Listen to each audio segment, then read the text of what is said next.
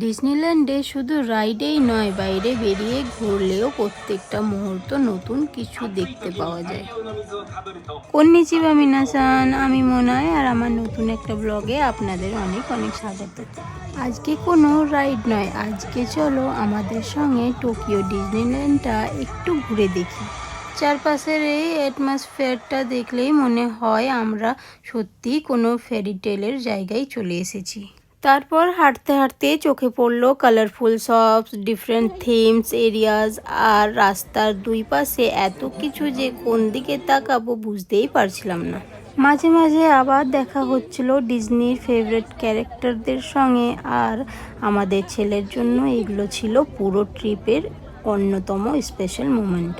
এখানে শুধু ঘোরা নয়, চারপাশটা অবজার্ভ করলেও কত কিছু ডিসকভার করা যায়। প্রত্যেকটা বিল্ডিং, ডেকোরেশন আর ছোট্ট ডিটেলসের মধ্যেও ডিজনির ম্যাজিক। এতক্ষণ তো শুধু ঘুরলাম আর দেখলাম, কিন্তু ডিজনিল্যান্ডের মজাটা এখানেই শেষ নয়। আমাদের কাছে সবচেয়ে ইন্টারেস্টিং লেগেছিল এইখানের একটা জায়গার থেকে আরেকটা জায়গায় গেলেও এক্সপিরিয়েন্সটা কখনো সেম মনে হয়নি। আরেকটা জিনিস বুঝলাম, ডিজনিল্যান্ড আসলে শুধু রাইডের জন্য প্ল্যান করে আসা উচিত নয়।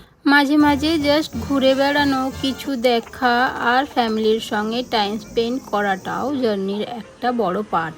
আমাদেরও সেইভাবেই কোনো ফিক্সড প্ল্যান ছাড়া একটু ঘোরা, একটু এক্সপ্লোর করা আর মাঝে মাঝে এমনি কিছু মোমেন্ট ক্যাপচার করা। শেষ পর্যন্ত রাইডের চেয়েও এই ছোট্ট ছোট্ট মেমোরিগুলোই হয়তো বেশি দিন মনে থাকে।